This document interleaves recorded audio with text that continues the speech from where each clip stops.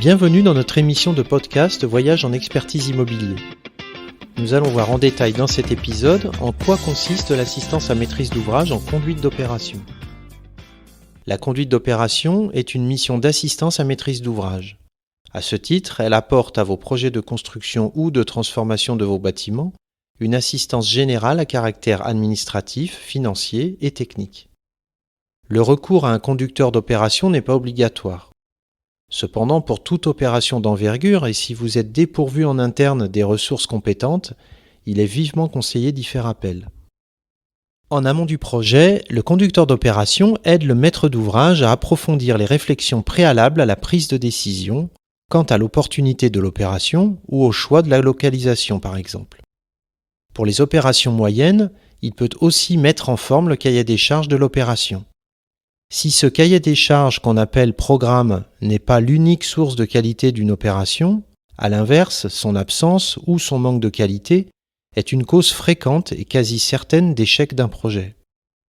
Le conducteur d'opération va ainsi permettre au maître d'ouvrage de mener à bien son projet dans les meilleures conditions du point de vue des procédures et des règlements, du respect du programme, de la qualité des prestations d'études et du maintien des coûts et des délais.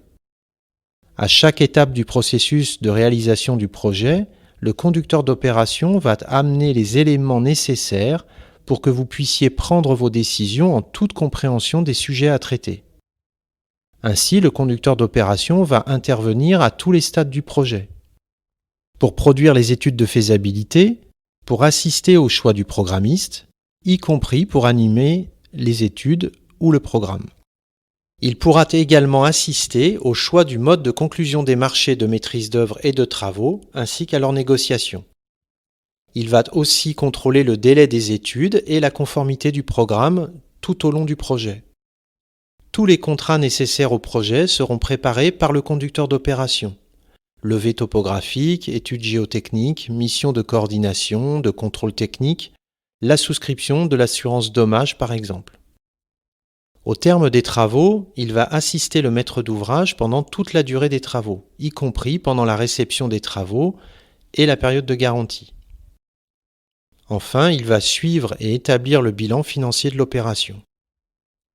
Ensuite, le conducteur d'opération met à la disposition du maître d'ouvrage son temps, ses compétences et son expérience dans les domaines administratifs, techniques et financiers. Il veille au bon déroulement de l'opération et libère le maître d'ouvrage de l'exécution des tâches techniques, lui permettant ainsi de se concentrer sur son métier de base. On voit que l'intérêt de la mission de conduite d'opération pour le maître d'ouvrage s'étend de l'amont, c'est-à-dire de la décision de réaliser l'opération, jusqu'à la livraison du projet.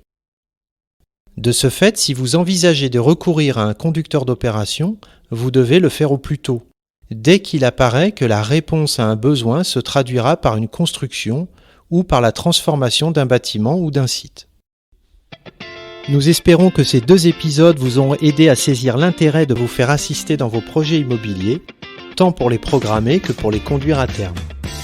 Rendez-vous dans les prochains épisodes pour la suite de notre voyage en expertise immobilier. À bientôt!